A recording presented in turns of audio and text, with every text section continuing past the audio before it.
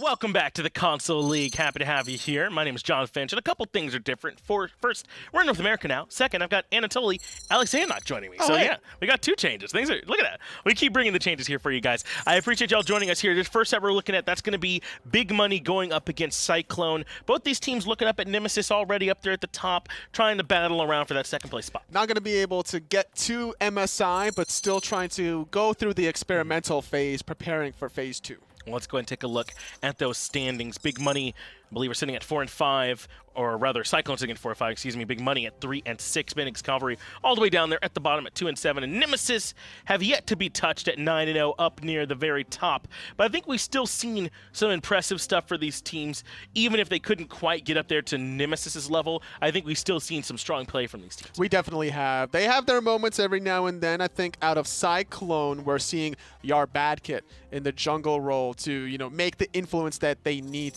out of Cyclone to find some of the victories. That's what they're going to be looking for, seeing if they can get that jungle to look good for them. So if we're talking about the jungle, it's hard to talk about, like you said, YarBadKid for Cyclone, but then for Big Money, Privative has been playing well for them as well, too. And this is a team that does have some experience. Pandamid's right there in the middle lane for him, and they can kind of play off of each other. But these are both two teams that have had a hard time fielding the same roster week in and week out. And I think that's starting to show a little bit, and part of why Nemesis is so far out ahead, well, not only because they have a bunch of experience, but because they get to play with the same people every week. That's right. Former Season 4 champions Nemesis with the likes of Jumpa and Co. were able to find the victories back then, able to really dominate this league. So it makes it difficult for Big Money or even Cyclone to find some of the victories. But the history between these two teams going at it today, week number 2, Cyclone found the victory there at 2-1, but then losing in weeks number 4 and 8. That's right. So hopefully they can get things going a little bit different here for him in this matchup. So you can see Privative likes to play things aggressive. Again, you're working with Pandamid, oKonviction as well, trying to see if they can get the ball rolling here up against a tough Cyclone team. It's hard to say between the two of them which one really is more likely, I think, to come out on top. These two teams seem, at least from what I'm looked at, evenly matched. Yeah. But it's hard to even say that much, again, because names kind of move in and out for him. It's hard to judge them on any given week, just how strong either one of these teams really is going to be. And moving in and out of the support role, NanoAdaption coming into that support role for Cyclone today. Yes, that's right. For Cyclone, they're having a bit of an adjustment. NanoAdaption usually in the middle lane for them. He had to step to the side. He'll be supporting Overrgrown. Will come into the middle lane for that team instead. But like you said, still have YarBadKid over there from them. Instead of being at the gym, Joe from the gym is here in the game, is my understanding for them. And that Hunter role, we saw him step up last week for this team as well. So again, it's another one of those rosters, like I was saying, that does occasionally have some changes. I can't quite keep all 5 of the same players there playing together. So we'll see how it ends up working for him here today. And whether or not it's going to be Beaudilla in the support role or Nano, I think that they're going to look for the aggressive nature out of the support role, trying to get Joe from the gym very comfortable. Because, if he's not going to be at the gym where he is at his natural habitat, he needs to be comfortable in the SMITE game. That's right. You can have gains in both places, right? You can have gains in the gym, and you can have gains here in your SMITE game. So hopefully both of those will end up helping them out. As there he is playing the Jormungandr from up high there for us. So they're going to have their work cut out for them, even if maybe things have moved around. Like I said, Pandamid's a really strong anchor for this Big Money team, so that's what Cyclone's focus should be.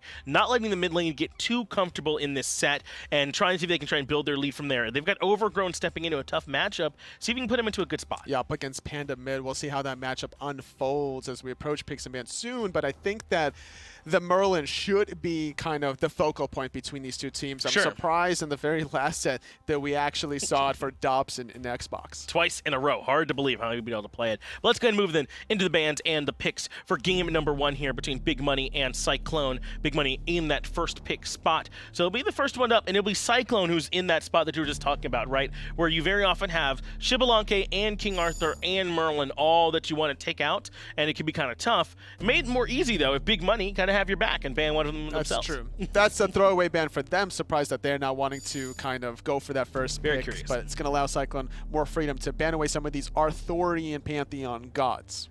Yeah, see what they look for as they man away the Merlin. That one's to be expected. So very likely Big Money can then force Cyclone to ban away the King Arthur. No, Big Money. Okay, all's fair then. In Love and War, they'll take a nice even heads-up match. You do not have to ban these out of your first ban. You can very much try and force the second pick to do it. But that means that the top 4 gods that we usually see, plus the Achilles included in that, are all taken off the table. So that means you can start moving down a little bit. Freya comes to mind, Najaz, stuff like that, to be looked at here for Big Money with this first pick. Could even be Bologna.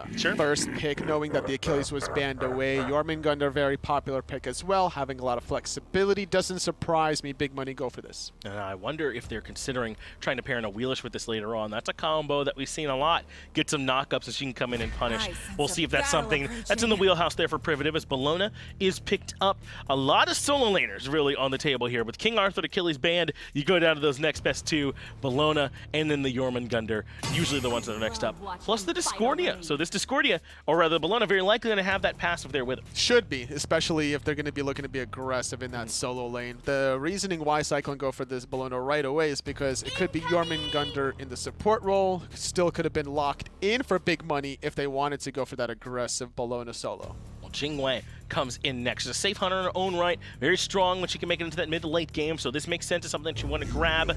And that could leave something like Hachiman still open for Cyclone if they want to go that route. You can still go the Freya, though of course it's not quite as strong because Jingwei can just hop right out of it. This serves as a nice deterrent to maybe prevent Cyclone from going that way. And also going Freya, that's 2 magical damage dealers that you might not necessarily want, so going for more physical oriented, but going for more ability based instead of the basic attack. Is going to be here with the Medusa. Now the Viper shot's still pretty strong with basics, but a lot of ability focus coming from her. But the Kempri doubles down on this safety factor for me, right? The Jingwei can already get out of just about everything. Now you add in that Scarab's Blessing. It's going to be really hard for Cyclone now to start picking aggressive divers. They don't have their jungler yet, very likely don't have their support.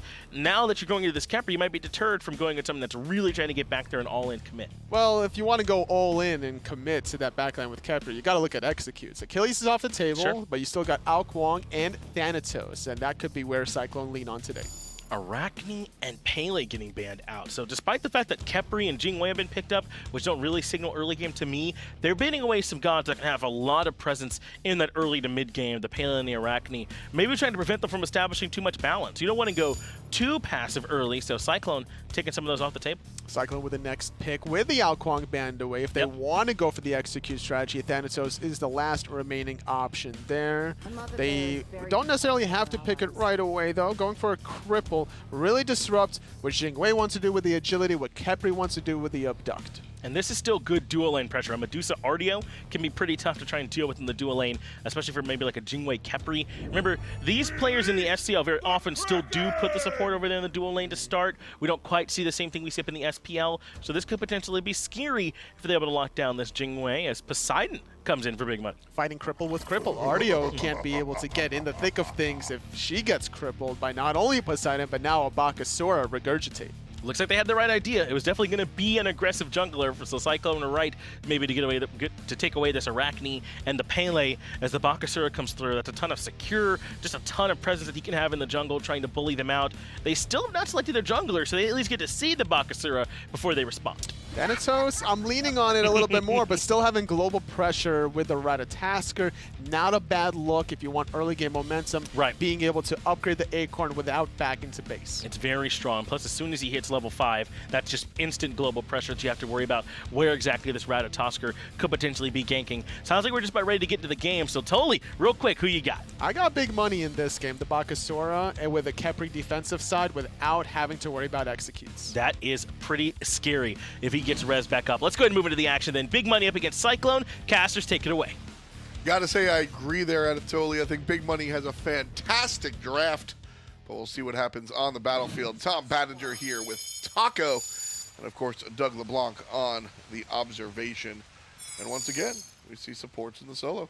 Can never factor out just raw execution. And so while this Bakasura and Kempri combination seems really solid on paper, we've definitely seen it happen in the past where the things that look like they should go right definitely can take a turn for the worse, but hopefully that's not going to be the case here if you're a Big Money Esports fan. I also like what Panda Mid's bringing. The cripple's going to stop a lot of nonsense. Any characters that dunk, I'm looking at you, Thor, I'm looking at Thanatos, etc. Dunking down and getting Kraken like right as response is problematic during the laning phase. And then, of course, I mean, Jormungandr has been... He hasn't won every game, Taco, but he feels so oppressive when he's on the field. He's really restricting for backline carries Exactly. because normally it's so tough, I think, for frontliners to actually breach the defenses of the enemy team's frontline, but Jorm just gets to ignore all of that and displace your backline for free. So for Cyclone, I think the best way to handle this is probably going to be trying to reserve YarBadKids through the Cosmos as a secondary follow-up tool for whenever yWaddle actually looks to be aggressive. Well, mid lane, beads are gotten. Right side, we're seeing a little bit more aggression. But it shouldn't be anything, it shouldn't be anything to write home about. Both players able to kind of get on out of there. So a nice look for the red team, but they're going to get more aggressive. And this has been the meta, what we're used to. The duo lane has shifted to the short side of the map now. The support hangs on with the warrior, the tanky character here, and the hunters, the carries, generally stay by themselves. Khepri and Jorm, though, doing a decent job at keeping up with the clear potential from an Ario and Bologna, which might sound a little bit absurd, but yWaddle hasn't even bothered trying to poke JabamiChip in the slightest. He's just been solely focused on clearing out those minion waves. Watch out for Beaudilla. Rando's here a little bit early, try to play it safe, and then finally jumps up on top. Dash will come out, and the characters will chase after. This has got to be a first blood. Beaudilla, nothing left to do. Privative gets the first blood. It's easy to get comfortable, and when you notice that the supports are still in that solo side of the map, but you can never really count out on an early jungler gank, and Privative just reminding Beaudilla that this is still Season 6. You still can't afford to think that this lane is going to be a freebie. No vision. Normally you've got a support there, right? In the old school, in the old style of play, you've got a support there to kind of help you out with that gank. That's not the case. So you've got to be a little bit more careful, a little bit more aware. And Beaudilla was neither. That's why he winds up trading out for the first blood. Privative gets away from what YarBadKid is doing. Nice job there. But the 3v2 situation that Cyclone are now in, well, actually scratch that. Privative trying to stick around, but won't be able to get off that Devour minion, and is going to use the Blink defensively as well, for good reason. Pretty sure YarBadKids could have caught up to him easily with a dash. I like the play. I like the attempt. Go in, you know, use every single resource you got. Had to blink on out. No problem there. Still just one kill, though. Nobody able to take down Privative. He's the only one that's taken down somebody else. So a nice look there for the Bakasura here in our early moments of game numero uno. And as we look back to the carry lane, we see Beaudilla versus Conviction. Jingwei, Medusa. How do you feel about this matchup? I think that it's going to be a fairly passive matchup if you're Conviction. Jingwei isn't a hunter that you traditionally want to come out off the bat trying to box. You wait until you have your boots online, your Devour Gauntlet, and then possibly even your third item, whether that's an Odi bow, an Executioner, or even an Aussie. I think that Jingwei is just a hunter that most ADCs have realized you're just going to have to sit tight until your power spike is really online in comparison to the Medusa, but Beaudilla was going for the Devil Gloves rush. There's a Kraken. That's going to be a kill rush. JabamiChip gets taken down. Nice rotation there from Pan to mid. Speedy Poseidon lets him get all the way there. I like the Whirlpool for the zoning. Yep. I think that while it might have been a little bit off the mark, in the end, it still served its purpose because there was not a single chance in hell that NanoAdaption tries to interfere once that Kraken gets dropped immediately after. Yeah, again, Poseidon kind of showing both sides. He's a control mage a little bit, and he's a burst mage a little bit. Panda mid making use of both sides of that. One more time, Beaudilla and YarBadKid show up to look towards the Jingwei, but not a big deal there. And kind of touching back onto this whole Medusa-Jingwei matchup situation, I definitely think that this is something where Conviction, if he wants to, could play more aggressive than normal, simply because of the fact that Beaudilla went for the Devil Gloves rush as opposed to a Boots rush that I think would have fared significantly better in terms of establishing pressure over the laning phase. That's kind of what you're looking for. I think depending on the lane you're looking for the dominance there. Because this is definitely a team fight squad, right? We're looking for kind of just hanging on till the mid-game. So if you're able to get some pressure and dominance in your lane, that's all well and good, but I think the teams are certainly looking for 10 minutes in the future. And they might just be able to wait until that 10 minutes in the future has approached. Big Money Esports, they are in the lead currently, not by much as far as experience and gold is concerned. I'm mostly addressing the map pressure lead and the jungle pressure lead that Big Money Esports have already imposed upon Cyclone. That said, I like what Cyclone has done here with their ward vision. It's a little aggressive. They're looking into the enemy jungle on the side of the speed buff. That's because that's where the supports have been. The majority of players have been on that side of the map, so there's going to be a majority of opportunities on that side of the map, theoretically. So you've got even across the board to see where your mid laner is, some defensive wards as well, and then the offensive ward on the speed buff side. They want to see where Privative is at all times in the game. I'm mostly just curious to see how Cyclone fares with this Scarab's Blessing once the team fights actually do break out. Meanwhile, Conviction trying to look for a solo kill opportunity into Beaudilla, but with the T1 towers still being a little bit too of a heavy hitter. Now it's YarBadKid is going to be forced out of his Through the Cosmos and Regurgitate from Privative. I don't think it saved the life of the back heart piece, but it does push back that rat. Conviction gets pushed back. Big ultimate out of the Medusa, and NanoAdaptation on the charge won't catch up. That'll be an ultimate use there from the carry. Ult for ult, as Medusas came out as well. And the sprint from NanoAdaptation. I think that the RDO was probably hoping he could get in a close enough range to actually stun Conviction one more time, give Beaudilla an opportunity to catch up, but Medusa without boots against the Jingwei, who gets additional movement speed off of the agility. I just don't think that there was really much. It wasn't super feasible for Cyclone to catch up. Yeah, it was going to be a tall task.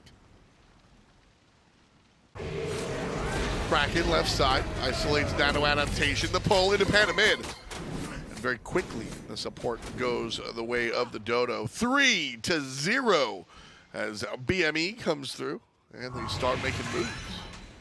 Panda mid has had zero issues pulling the trigger finger with these Krakens, and I kind of like it. I think that if you're going to opt for the CDR boots rush on Poseidon, you may as well get the most bang for your buck in that 10% cooldown reduction and just drop that Kraken at any opportunity that seems like it could be a pick.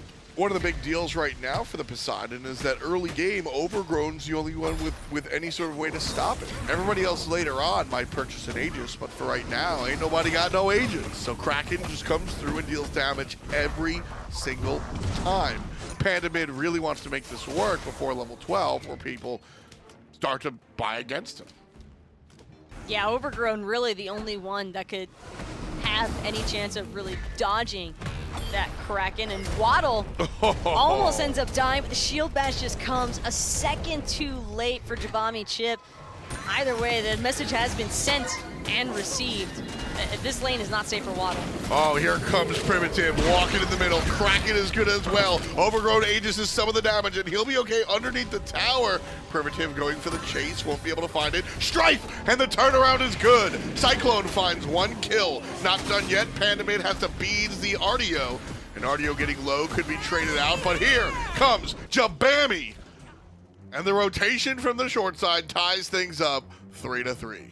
Their eyes were bigger than their stomachs, and Big Money Esports are going to wind up with a fat 3-0 net loss. And not only that, but YarBadKid now has ample opportunity to also farm out the jungle that had just respawned for Big Money Esports. He's going to take away the speed buff and the red buff respectively, as well as catching a stun onto Privative, and there's no chance that this Ratatosker is going to be picked up.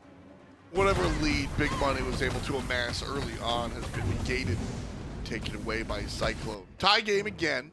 Big Money started to inch forward. Cyclone in one rotation, honestly, made it all change. Still very early. We just passed the 10-minute mark. The Fire Giant has just woken up. And with that in mind, Taco, I think that, again, Big Money Esports have a team fight-oriented team composition. I don't think this is a pick. This isn't like a Nathan to now Kwong. So I am waiting for later on. That was just really forced from Big Money Esports. It really was. And Privative, when he committed to the tower dive, I think that he should have just gone the whole 9 yards and stayed tanking the tower shots even, knowing that he was probably going to wind up trading his life out anyway after he expended his jump to get inside of the tower damage. And so when he didn't find the jump hit to confirm a kill onto Overrgrown, well, you're already diving. You might as well full commit. Exactly, and you know, either just pick one. Xerxes in trouble. It's himself, rats in the air though, gonna land on the Khepri. Khepri falls down. YWaddle shows up a little bit late. Still trying to get on out. Big damage, and the ultimate's forced. That should be a good injection. It's just like pick one. Either full commit or get the hell out.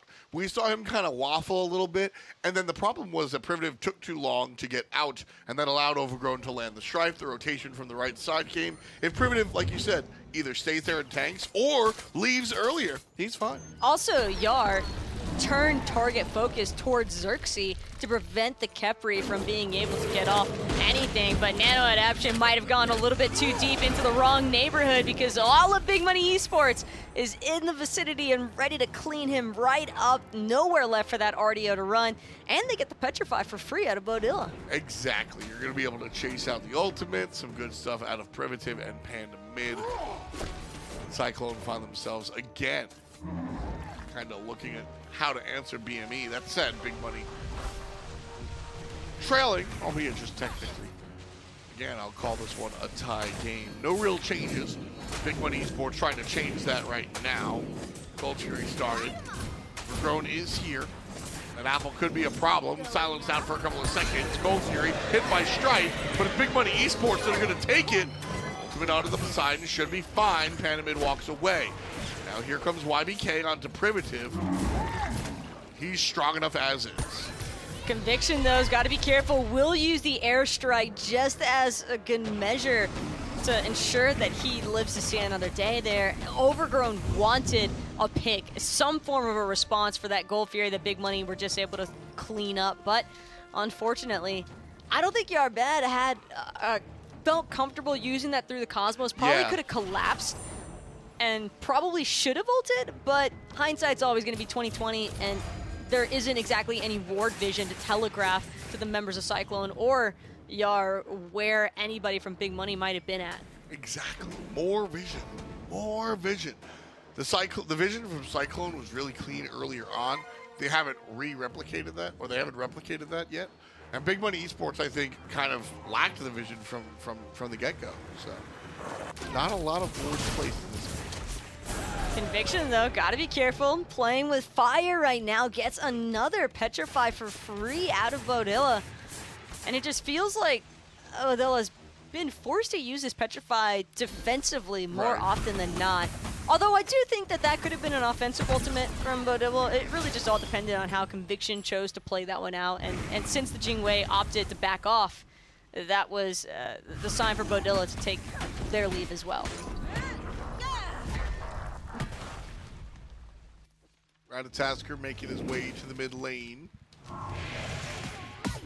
We're 14 in here. A moderately active game. Early game, not exactly either team's time to shine. A mid-game monster from Cyclone and mid to late game for Big Money Esports as well. Panda mid, not in the latest of late game ages. I do find that Poseidon Kraken tends to fall off as protections and damage kind of happens. Whirlpool's always relevant, and the big damage will really come out of the Bakasura. And Regurgitate being used for good measure right now. Beaudilla forfeiting the Aegis. I feel like that's a relic you just got to hold on to for next time. You know you're toast either way. YarBad's on the complete opposite side of the map. So for Beaudilla to give up his Aegis now means that Privative could choose to re-gank the dual lane as soon as that 20-second respawn timer is up for Beaudilla. So he's going to have to be incredibly careful the next time he starts heading back over to duo. Real upsetting there, I think, for sure. Especially when you're looking at what you're used to seeing. So, a turnaround, but Conviction going to take the left side tower easily. Overrgrown is here, hits him with both. You almost have to wonder, though, why isn't Yar spending a little bit more time in duo. It's clear that Beaudilla has been struggling in this lane. He needs someone by his side to prevent Conviction from just freely aggressing into him, because something's gone wrong. When the Jingwei is able to spam into a Medusa this early on, that's a problem within itself, because Medusa is meant to run that early to mid-game. That is where she arguably has her best boxing potential against a lot of these other hunters, and to be so controlled so early on by a Jingwei, and with Conviction having played super pushed up also, I know it's tough as a Ret to want to commit to that game because Jingwei has the airstrike, but I think that forcing that out at the very least could go a long way for Beaudilla. One more Kraken is there. Beaudilla walks away. And I got to agree with you. And I think this is another one of those games where I bring this up often because you see it. I play on some lower level ranks. And you see some real brain asleep commentary there as Beaudilla gets chased down one more time. The ultimate used, but not. 2-0-2 for YBK.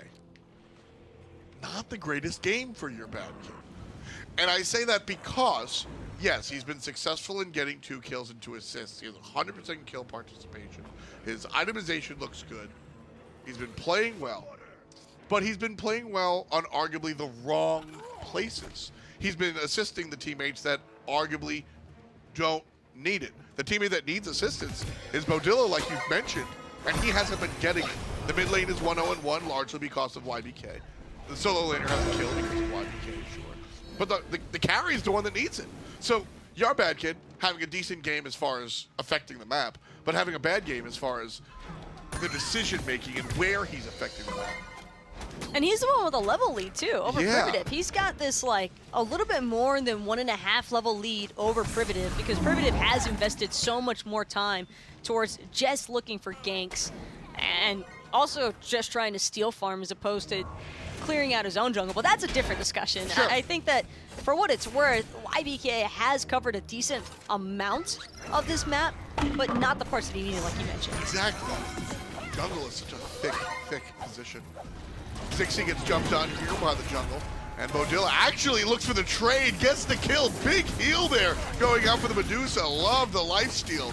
YarBadKid looking for Xerxes, ults himself. The rest of Cyclone coming in for the right side. Ultimate chased out. YWaddle now going to be in the big worm. One shot was the only one that hit. Everybody else should be relatively safe. Everyone else is just going to look to disengage, and this could be a power play opportunity for Cyclone. They're still not ready to give up the chase just yet. 4 members still pretty grouped up here, but YBK will be the first one to back, and now Overrgrown to follow suit. Cyclone also maintaining pressure over their own jungle. This is good because Big Money have been applying a lot of resources to try and keep Beaudilla pinned down. So if Cyclone are able to have responses like that, or more especially Beaudilla going off. Yeah. And that's the thing is that, again, 18 minutes, maybe a little bit late. This is kind of where Jingwei kind of does her thing. But a hunter's a hunter. Viper shot's still going to hurt. My favorite Medusa, though, is those 15-minute Gold Fury team fights where you just come around the corner of gold. You just nail 3 players with that ult. That's where she's her most effective, I think. And having missed that moment's a little bit rough. Scourge going to come out and miss. Oh, Privative could have survived there. Chooses not to. Xerxes, on the other hand, kind of cut up here. Multiple ultimates surrounding on the Khepri, but here comes the rest of Big Money. Panda Cat's going to punish the jungle, and it looks like Cyclone treat. Panda Mid not willing to let it happen until the call. Panda Mid has all those slows available as well, but with Conviction being fully topped up on health, shouldn't really be a problem for Big Money to start pulling this Gold Fury, Primal Fury, excuse me. Instead, they're gonna opt to let it go for now, and YWaddle actually gonna be on the retreat, but without that Jorm, or actually no, he does still have his ultimate available, and Conviction is back into the fray and looking to bring down Beaudilla. Yeah, NanoAdaption was surrounded. No real targets. Rich curious play there by Big Money Esports. Beaudilla looking up top as the Bologna looking down the bottom, trying to take down Conviction, but Panda Mid shows up. What a play there for the mid laner to separate his team from everyone else. YWaddle shows up, a little bit late. I think Panda Mid did the work of zoning there for his carry. Conviction maybe needing to be a little bit more careful about who he chooses to actually try and box into. Bologna, not exactly your ideal choice, but yWaddle and Privative actually going to go ahead and start to pull this Primal Fury one more time. Conviction's already made it back out of base here. YarBadKid's right around the corner, but the Acorn Blast will not be enough this time around to try and secure that objective. I like the play there. Privative with the nice juke gets the Bologna ultimate, and Panda Mid didn't use Kraken on that objective. That's a big play. Frenzy is out on the other side, and Blue Team are just dealing out the damage. Big Money Esports gets one. Jabami could be second as Panda Kid deals with the audio up top. That's going to be Conviction, kill number 8. Occupy himself, runs into some trouble top left, but Big Money Esports win that team fight 2-1. Privative might have died, but in the end, he kept 2 different carries isolated from the rest of the engagement. And Cyclone, who knows what that team fight might have looked like if Beaudilla and YarBad had actually had an opportunity to participate. But with the Bakasura keeping them zoned away, now it's going to be Big Money Esports looking to confirm the Fire Giant, and they are going to take it at just shy of the 22-minute mark. What a change here for Big Money. This is kind of what we alluded to in the beginning of the broadcast, Taco, is that, you know, Big Money Esports aren't going to really, whether they're going to do something, they're not going to look for those early game plays at all. And the mid-game plays, if they come, they will. You see 8 kills already, but this is a late-game squad.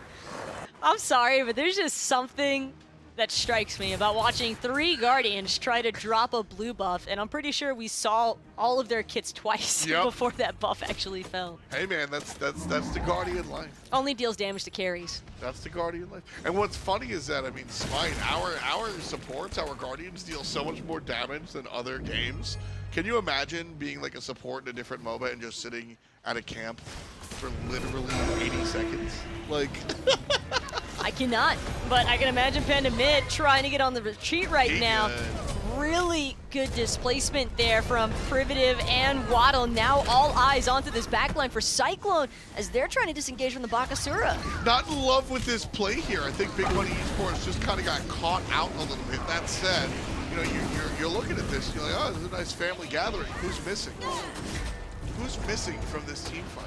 Conviction. Because he's trying to take care of a left side Phoenix, and with only Overrgrown to try and play defense, I don't know, Tom. I think that this Jingwei could dive it. Probably. I would love to see Conviction just turn around and fight. Level 20 versus level 17 Mage. You've got... Oh, and he pushed up. Yeah. That was... I respect the discipline to just go, the lack of information. Players have died in the team fight. There's no vision. I'll respect the discipline for Conviction to back off. But listen, sometimes you risk it for the biscuit. Sometimes you make that play. And I think that is absolutely Conviction goes in 1v1. Look at him swinging. He's dealing some damage. That is Kraken for sure. On top of Overrgrown. All but kills the mid lane Mage. Zones players out. The tier 1 tower goes down. The 500 gold Kraken.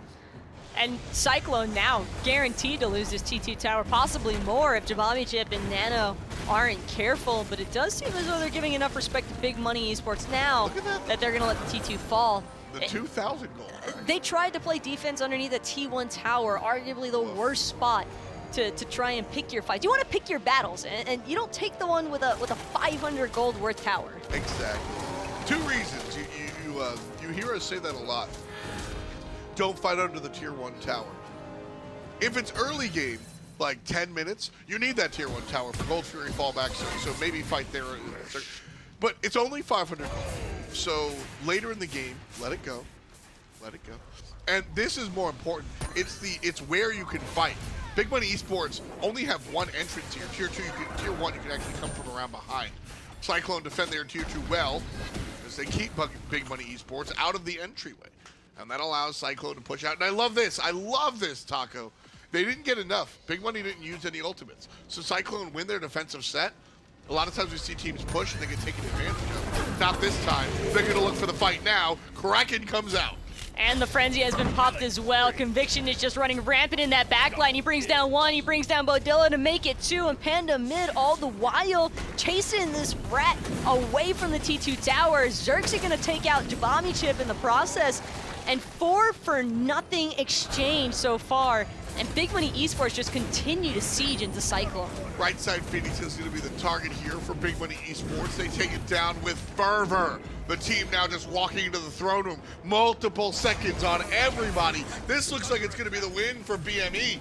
Nobody really standing in their way. 90% still on the Titan. They're looking at the target. YarBadKid just being annoying. Big Money Esports, 26 minutes of play. Take down the Titan and take game one. Not gonna lie, I was getting a little concerned there for a second because Conviction was not hitting that Titan. It was all on the Bakasura, I think, trying to bring the deeps there. But in the end, they're still able to close out on the game one at least. Gotta love it. I think the team drafted a composition made for late game. They played for the late game. They did nothing fancy. There wasn't anything outlandishly crazy here. It wasn't a 15-kill game for any particular carry.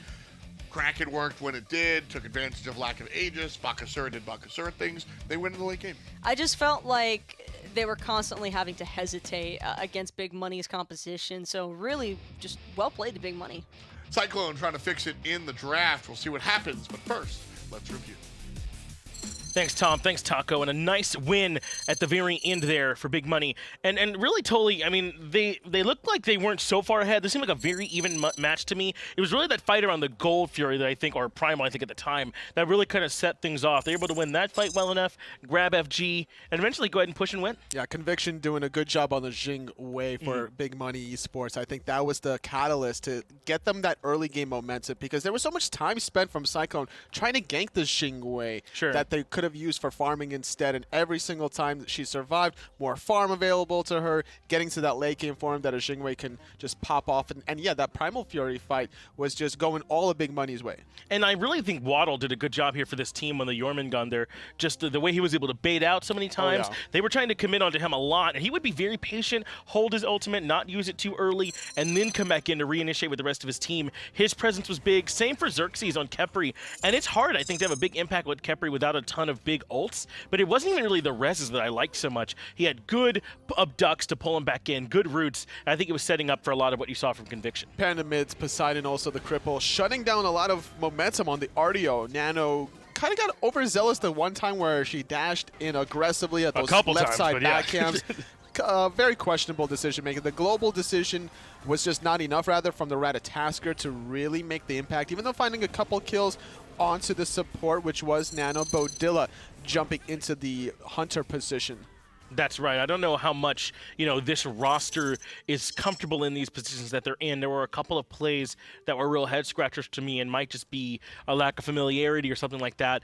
I'm not sure, but that's at least how it looked from where I was watching. And that last push on the Tier 2 tower that we saw a clip from now was really patient from Big Money. They pushed in, they baited out specifically YarBadKid's ult on the Ratatasker, fell back, and they went right back in and reinitiated with a nice ultimate from Panda mid on the Poseidon. They really did show to me some patience here in this game and some good understanding of where they can go and win. They definitely did show patience, but no patience from Cyclone trying to defend their Tier 2 tower against a Fire Giant squad. Very difficult to fight into a Poseidon that's looking to crack in you. And they did a good job, I think, because they went right from the Primal Fury over to the FG. They were able to grab the FG there, and they kept on the pressure and never really gave Cyclone a moment to regroup. Maybe it just takes this team a little bit longer, if there are people not in their normal roles, to make sure everyone knows what they're supposed to be doing, to communicate as effectively. They never got that time when Big Money had the pressure, when they had the ball in their court. They just kept on pushing, and eventually Cyclone didn't have the answers. Game 2, there needs to be some switch-ups during picks and bans, because this double cripple between Poseidon and Bakasura really shut down what Cyclone were trying to do. Yeah, I wonder if they're going to give up the Jormungandr again as well. YWaddle looked very comfortable on that one. And remember, this is a game where Big Money banned a lot of the good stuff themselves at the beginning of those ban phases. So I wonder if we're going to see more of that too.